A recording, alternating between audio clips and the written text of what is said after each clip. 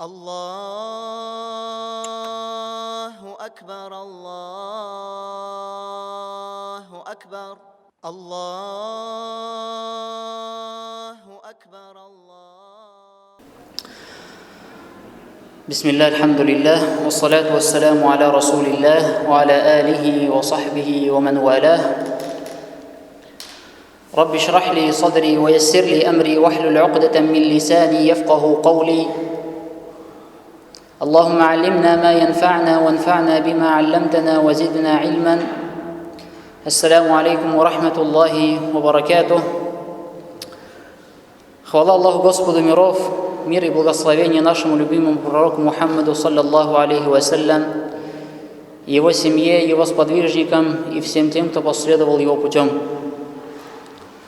Альхамдулиллах, по милости Всевышнего Аллаха субханаху ва тааля, мы продолжаем получать пользы из книги Всевышнего Аллаха субханаху ва тааля, из священного Корана, читая его аяты, размышляя над его аятами и применяя эти аяты в своей жизни. И прежде чем начать сегодняшнюю тему, хотел бы сделать напоминание, во-первых, себе и всем остальным, чтобы мы не забывали делать дуа за наших братьев, которые сейчас находятся очень в трудном положении. И на нас лежит то, чтобы мы их поддерживали своим дуа, чтобы вспоминали их в своих дуа, беспокоясь за них. Ведь пророк, саллаллаху алейхи вассалям, сказал, что верующий по отношению к другому верующему как одно тело.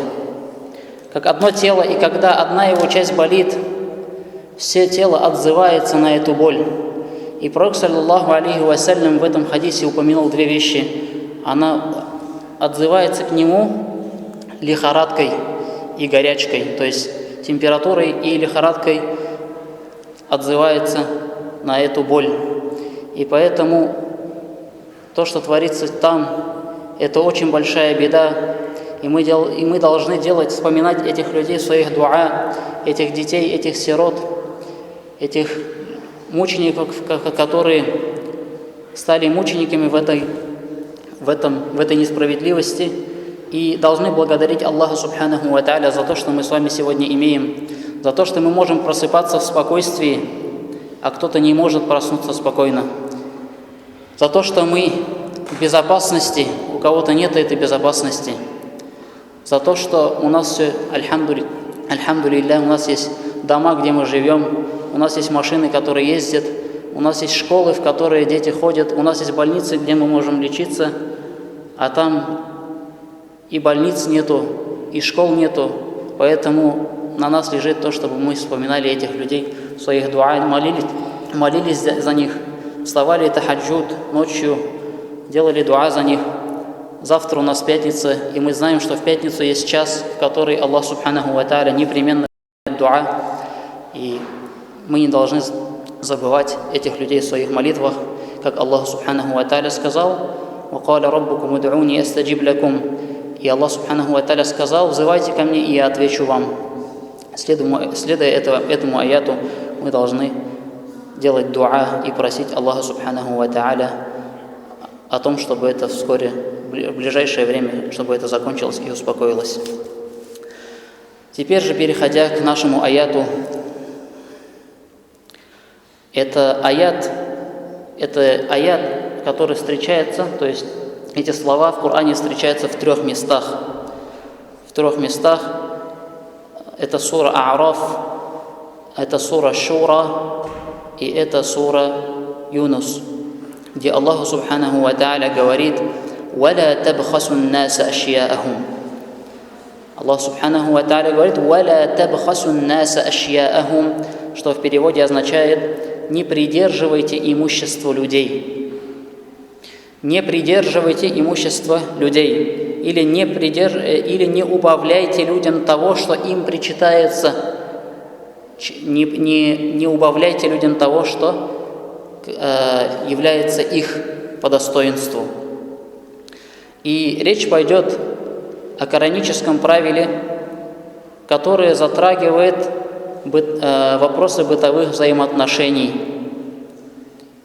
И этот аят, он касается взаимоотношений людей между собой. И как мы сказали, этот аят упоминается трижды в книге Аллаха Субханаху ва Тааля. Эта часть аята упоминается трижды. То есть 3 раза в 3 местах Аллах Субханаху ва Тааля повторяет это и говорит: не придерживайте имущество людей, не убавляйте людям того, что им причитается. И все 3 раза эти аяты приходят в контексте истории пророка Шуайба, алейхиссалям. Эти слова приходят в контексте, когда приводится история о Шуайбе. И известно, что в городе, в народе Шуайба были распространены такие грехи, как недовес, когда людей обманывали путем недовеса, когда происходил обмер. Поэтому Шуайб, алейхиссалям, наставлял людей, чтобы они так не поступали. То есть была такая несправедливость, что людям не додавали то, что принадлежит им. Обманывали, забирали то, что принадлежит им. И тем самым совершали несправедливость. И то есть то, что это были слова Шуайба, это не значит, что мы не должны обращать внимание на это. Нет, Аллаху Субханаху ва Тааля привел эти слова в Коране и даже не 1 раз, а 3 раза. Поэтому эти наставления, эти слова касаются и нас. Хотя это пришло в контексте слов Шуайба, алейхиссалям. Если мы проанализируем кораническое правило, эти слова, где Аллах Субханаху ва Тааля говорит: «Валя табхасу ннас ашьяахум», не придерживайте имущество людей, оно следует за общим запретом об обвешивании. То есть там шла речь в аяте об обвешивании. Таким образом, общее упоминается после частного. То есть сначала слово шло об обвешивании именно, то есть шло слово именно об обвешивании, и потом Аллах Субханаху ва Тааля уже общее сказал: не придерживайте имущество людей в общем. И ученые муфассиры говорят, то, что упоминается относительно этого шариатского положения, представляет собой одну из основ роста деловых взаимоотношений в нации. То есть это правило, оно несет за собой то, что если люди будут справедливыми, если люди не будут придерживать несправедливостью, не будут оставлять то, что не принадлежит им себе, может быть, это будет обвесом, может быть, это где-то будет обманом, может быть, это современными примерами, например, ты где-то что-то строишь, у тебя есть материал, и ты где-то там, например, построил, у тебя осталось, ты это себе забрал, например, да, там, это не твое было. То есть какие-то такие примеры, где человек имущество другого человека забирает себе. И поэтому, если вот этого не будет, то это приведет к росту деловых взаимоотношений. Поскольку взаимоотношения, они строятся на доверии человека друг к другу. И если вот этот обман среди людей распространится, то есть люди будут обманывать все время, забирать чужое имущество, придерживать его, то доверия не будет. В принципе, то, что мы с вами сейчас видим в наши дни. То есть у людей нет доверия друг к другу, люди все время осторожны и так далее. Поэтому вот этого хороших взаимоотношений, хороших деловых взаимоотношений между людьми тоже мало можно найти. И когда все обстоит так, когда люди не следуют этому правилу, придерживаются этого правила, то люди начинают стремиться к взаимному сотрудничеству. Люди работают вместе, и Аллах Субханаху ва Тааля тем самым дает баракат. Тем самым Аллах Субханаху ва Тааля открывает двери ризка людям. Но человек, к сожалению, скупится, он склонен к тому, чтобы обманывать, скрыть, и тем самым он лишает себя намного большего. Он лишает себя бараката, он тем самым зарабатывает грех. И поэтому Аллах Субханаху ва Тааля на это правило обратил внимание 3 раза. То есть это важно, этим самым Аллах Субханаху ва Тааля подчеркивает, что это важное правило в взаимоотношениях между людьми. В толкованиях Корана общий смысл данного коранического правила поясняется так. Смысл общий и касается любого права. То есть не придерживайте имущество людей или не придерживайте то, что полагается людям. Это правило, оно общее, ко всему касается. То есть мы дальше приведем некоторые примеры. Это касается любого права, которое закреплено за кем-либо с постановлением, что оно не должно быть задержано или придержано кем-либо. Касается любого имущества с запретом отбирать его у владельца. Любое, как бы это ни касалось, если это не твое, ты не можешь его придерживать и не дать. Дальше мы сказали примеры, приведем, чтобы более было понятно. Нельзя наносить ему в этом ущерб и распоряжаться этим имуществом, кроме как с его разрешения и дозволенным с точки зрения шариата способом. Таким образом, мы понимаем, что смысл данного правила является общим, что в самом частном случае он касается ущемления имущественных прав, именно имущественные права, а также затрагивает и любое материальное и моральное право. И вот насчет материальных прав, что сюда можно отнести? Очень много, и муфассиры приводят некоторые, в частности, мы упомянули про личные права. Личные права какие-то, да, имущественные, это дом, земля, деньги и так далее. То есть материальные, имущественные права. Моральные права. Моральных прав тоже очень много, и все это не перечислить, но можно сказать, что данное кораническое правило касается деловых взаимоотношений, а в общем его суть сводится к установлению справедливости между людьми. И в Коране есть множество аятов, предписывающих не ущемлять права людей. Аллах Субханаху ва Тааля говорит: وَلَا يَجْرِمَنَّكُمْ شَنَآنُ قَوْمٍ عَلَىٰ أَلَّا تَعْدِلُوا إِعْدِلُوا هُوَ أَقْرَبُ لِلتَّقْوَى. И пусть ненависть людей не подталкивает вас к несправедливости. Аллах Субханаху ва Тааля говорит: и пусть ненависть людей не подталкивает вас к несправедливости. Будьте справедливы, ибо это ближе к богобоязненности.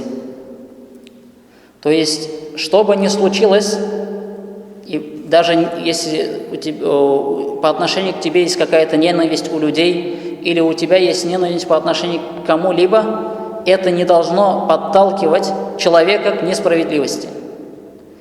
И этот аят учит нас справедливости и к тому, что нельзя заходить в чьи-то права и ущемлять их как-либо. Будь это денежным путем, будь это каким-то моральным путем и так далее. И Аллах Субханаху ва Тааля в этом аяте велит быть справедливым по отношению. Аллах Субханаху ва Тааля сказал: и пусть ненависть людей не подталкивает вас к несправедливости. Аллах Субханаху ва Тааля велит быть справедливыми по отношению к своему врагу. В этом аяте Аллах Субханаху ва Тааля велит человеку, мусульманину, быть справедливым по отношению к своему врагу. Ты не можешь быть несправедливым, даже если этот человек твой враг. Справедливость, в исламе справедливость есть по отношению ко всему. И если даже он не мусульманин, то есть мы много примеров можем привести, да, как сахабы делали, как Умар ибн Хаттаб поступал, очень много примеров, да. То есть когда к нему приходил человек, будучи не мусульманином, и у него было препирательство с мусульманином, и бывало такое, что Умар, радийаллаху анху, решал этот вопрос в сторону не мусульманина, потому что справедливость была такой. И в любом случае должна быть справедливость, и никогда не должны ущемляться ничьи права.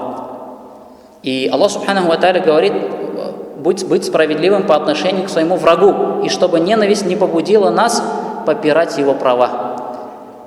И ислам предписывает нам соблюдать справедливость с человеком, который другой религии.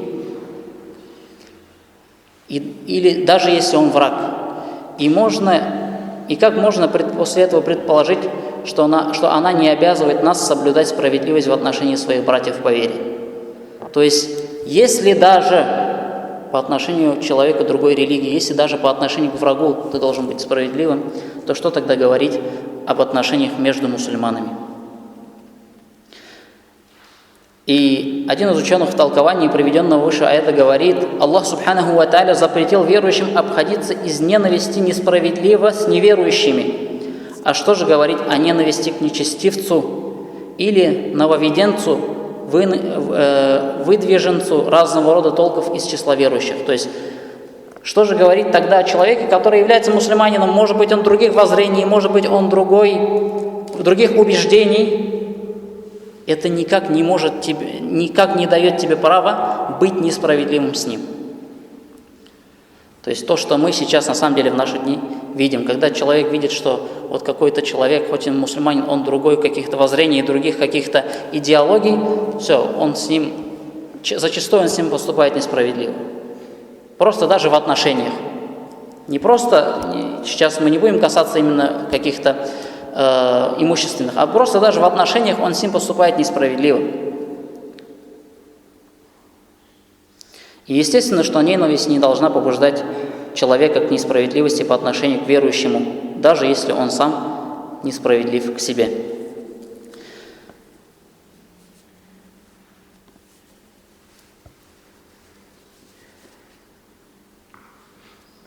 И, как мы сказали, с этим сейчас мы в нынешнее время очень часто с этим сталкиваемся, с тем, что человек несправедливо относится к кому-либо, обманул, не доделал свою работу, не до конца довел, не хорошо сделал свою работу. И поэтому это все является несправедливостью, от которой Аллах Субханаху ва Тааля запретил нам. То есть поступать несправедливо мусульманину запрещено Аллахом Субханаху ва Тааля, кто бы перед тобой ни стоял.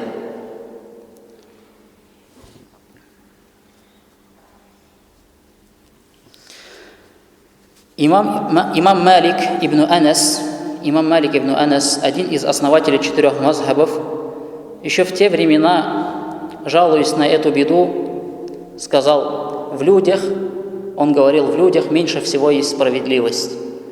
В те времена он еще говорил, его слова приводятся, он говорил: в людях меньше всего есть справедливость. И Ибн Рушд прокомментировал слова имама и сказал так: Малик ибн Анас сказал это после того, как испытал нравы людей. А высказал он это ради того, чтобы обратить внимание на осуждение в свой адрес, чтобы люди оставили его в покое, и дабы каждый остановился на том, что надлежит ему по праву. Если мы полистаем страницы нашей жизни и представим, что кто-то не сошелся во мнении с другом или просто с человеком. Как правило, если спор вызвал в нем гнев, если спор вызывает в ком-то у нас гнев, то мы обрушиваем на собеседника множество каких-то дурных слов, позабыв обо всех его добрых делах и совершенно не помня о его достоинствах. И это является несправедливостью по отношению к этому человеку. То, что в чем-то у тебя вышел спор, и это вызвал гнев, ты не должен забывать о тех благах, которые были. Как мы приводили правила, где Аллах Субханаху ва Тааля говорит: «Валя тансавуль фадля бейнакум», и не забывайте о благочестии между собой. Если даже у вас спор, если даже у вас трудные отношения, человек не должен забывать о том благочестии, которое между ними есть, о тех хороших вещах, которые между вами были. И ислам, он призывает к этому.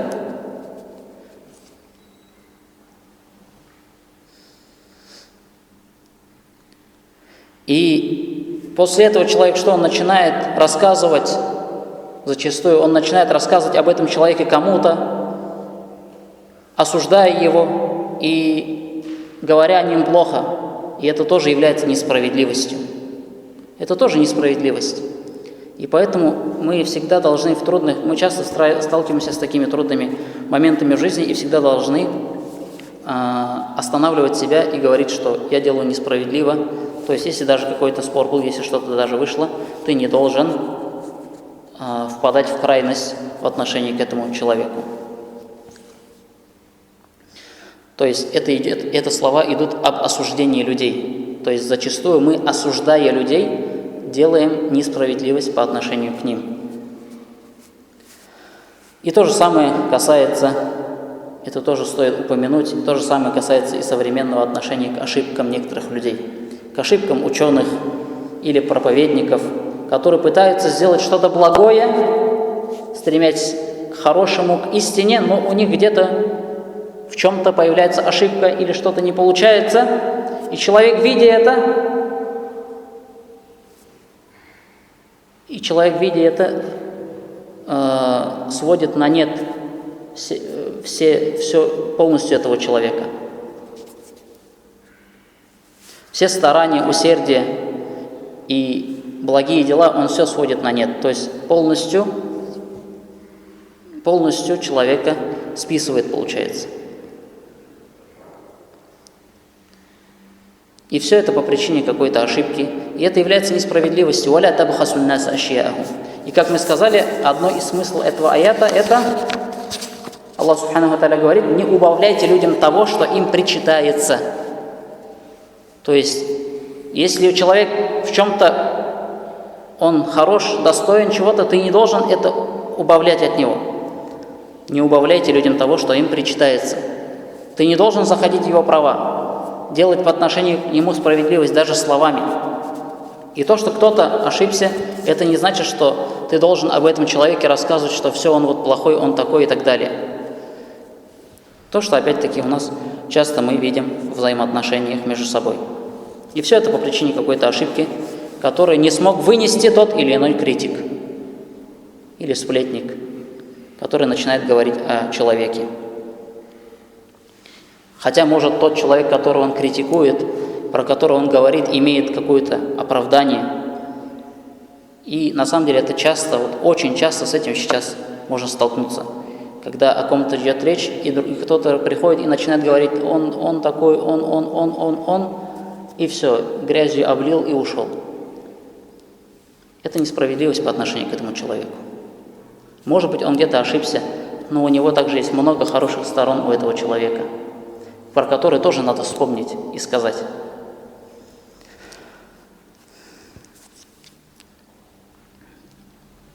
И, возможно, этот человек имеет оправдание, про которое ты думаешь что-то или говоришь. И это опасно. Опасно думать о своем брате плохо. Опасно сплетничать, опасно наговаривать. Это все является грехом большим. Да упасет нас всех Аллах Субханаху ва Тааля от этого. Даже если предположить, что у него есть оправдание, то ведь не так должен вести себя мусульманин по отношению к своему брату. Не так Коран, книга Аллаха Субханаху ва Тааля, учит нас воспитывать и наставлять.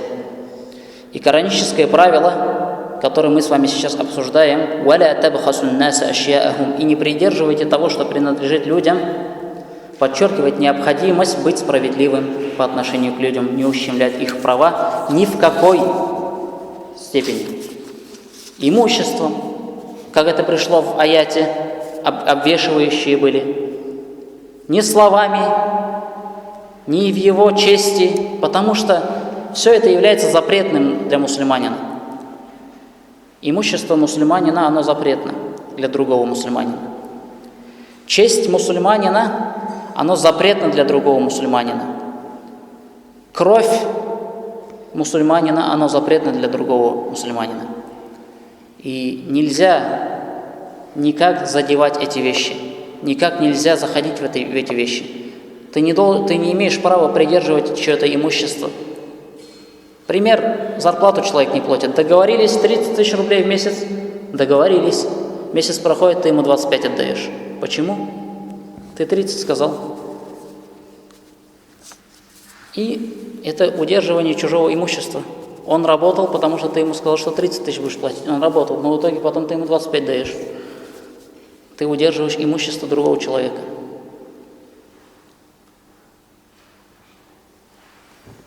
Или касаемо земли, дома, или еще чего-то, да, там. Раздела имущества даже. Раздел имущества. Наследство. Аллах Аллах Субханаху ва Тааля установил, как должно делиться наследство после смерти человека. И кто-то начинает там забирать, как-то хитрыми путями забирать себе что-то там от кого-то оставленное, да? Тем самым он ущемляет кого-то, и даже не просто кого-то, а своего родственника. То, что опять оно часто встречается в нашем обществе. Люди какими-то хитрыми путями забирают имущество, наследство и так далее, то есть, которое осталось. И тем самым это несправедливость, которую совершил человек. И Аллах Субханаху ва Тааля что сказал в аяте? Аллах Субханаху ва Тааля сказал: будьте справедливы, ибо это ближе к богобоязненности. И в конце этого аята говорит Аллах Субханаху ва Тааля о наказании Аллаха Субханаху ва Тааля, что и наказание Аллаха, оно сурово. Наказание Аллаха, оно сурово. И если человек зашел в чье-то, ты зашел в право кого-то, да, ты ущемил кого-то в правах словами, оклеветал, сплетничал и так далее, ты ущемил права кого-то имуществом, может быть, в этом мире ничто с тобой не случится и ничего не будет, но пророк, саллаллаху алейхи вассалям, когда спросил своих сподвижников: а знаете ли вы, кто такой банкрот? Пророк, саллаллаху алейхи вассалям, спросил своих сподвижников: а знаете, кто такой банкрот? И сподвижники сказали: Аллах и его посланник знает лучше. И тогда пророк, саллаллаху алейхи вассалям, сказал: это тот человек, который совершал молитвы, который держал посты, который давал садака, который поклонялся Аллаху, но в судный день, когда все люди предстанут перед Аллахом и будут отвечать, он не увидит этих своих дел. Почему? Потому что он ущемил право кого-то, оклеветал того-то, обманул кого-то, забрал имущество того-то, и эти люди будут подходить один за другим в судный день. И вот разве этот мир стоит того, чтобы вот в судный день к тебе этот человек приходил и твои намазы, твои посты забирал, которые ты здесь совершал с терпением, с каким-то старанием, ты поклонялся, ночью, может, вставал, тахаджуд читал, но вот придет человек в судный день и скажет: о Господь, он забрал мое имущество. И тогда этот человек заберет твои благие дела, которые ты выстаивал ночью намазы, которые ты давал садака из своего имущества. Придет человек и скажет: он сплетничал обо мне, и заберет твои хорошие дела. Придет человек и скажет: он обманул меня, и заберет твои хорошие дела. И когда у человека не останется хороших дел, пророк саллаллаху алейхи ва саллям говорит, тогда те люди будут отдавать ему свои грехи. Придут и скажут: о Аллах, он сделал по отношению ко мне такое, несправедливость совершил. Но у этого человека нет благих дел, не осталось. И тот человек, он придет и даст ему свои грехи. И вот этот человек будет банкротом в судный день.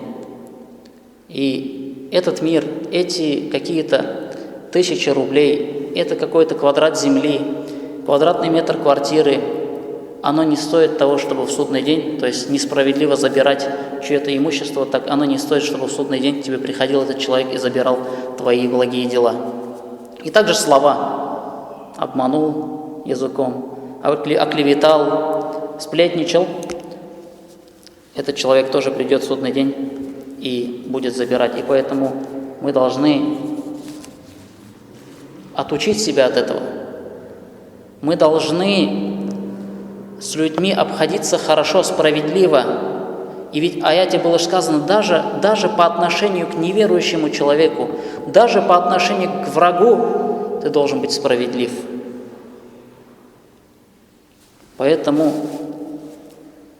нужно исправлять себя, убирать от себя вот эти плохие качества, которые мы имеем, и запасаться хорошими, благими качествами. И еще один пример, практический пример, который повторяется изо дня в день и требует оценки. В разговорах людей, в журналах и газетах зачастую критикуют кого-то. Критика. Опять об этом уже было сказано, пример приводится. Человек критикует кого-то где-то, пишет о нем и так далее, и так далее, и так далее. И этот критик настроен на негатив. начинает концентрировать его внимание только на ошибках, только на плохом. И это так и делается. Мы это видим. Что когда кого-то критикуют, вспоминает все его плохие вещи и начинает только вот о плохом его говорить. Но при этом, у него же есть и хорошие стороны. Но об этом не говорится почему-то. А об этом забывается. О достижениях и о добрых делах этого человека забывается, но хотя у него они есть. И это несправедливость. Почему ты не видишь вот эти хорошие вещи, которые он тоже делает? Забываешь о них. И Аллах Субханаху ва Тааля в своих словах не так учит нас, не так воспитывает нас. И Аллах Субханаху ва Тааля воспитывает нас на том, чтобы мы не убавляли людям того, что им причитается. وَلَا تَبْخَسُوا النَّاسَ أَشْيَاءَهُمْ. Не убавляйте людям того, что им причитается.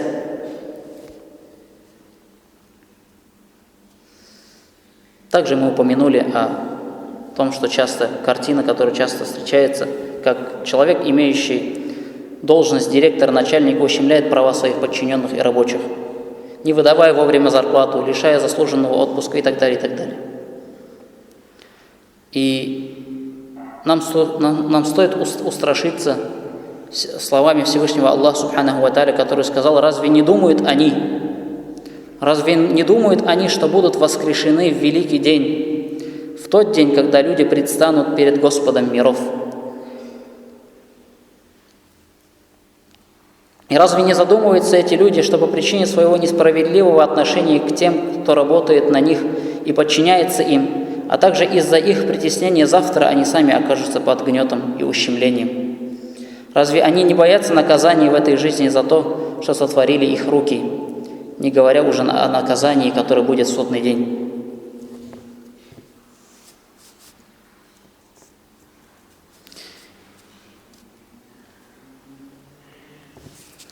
И поэтому несправедливость, она бывает разной. И можно несправедливость совершить словами, языком, рукой, делами. И поэтому мы должны оберегать себя от этого всего и молить Всевышнего Аллаха Субханаху ва Тааля, просить Его, чтобы Он сделал нас теми, кто справедлив, чтобы Он сделал нас справедливыми к себе, к самим себе, и чтобы мы были справедливы к другим людям. И все первое, за что мы должны держаться, это просить у Аллаха помощи. То есть, чтобы Аллах Субханаху ва Тааля помог нам избавиться от этого, чтобы Аллах Субханаху ва Тааля наставил нас на прямой путь, чтобы Он показал нам прямой путь. И первым, то есть без помощи Аллаха Субханаху ва Тааля ты ничего не сможешь сделать. И первое, что ты должен просить помощи Аллаха Субханаху ва Тааля, чтобы исправить себя, чтобы исправить свое состояние, которое ты имеешь. И за каждую несправедливость придется отвечать. И это должен помнить каждый, чтобы не совершать несправедливость. Субханак Аллахумма бихамдик, шаду ан ла илляха илля анта, астагфирука ва атубу илейк. Ассаламу алейкум ва рахматуллахи ва баракатух. Аллаху акбар, Аллаху акбар, Аллаху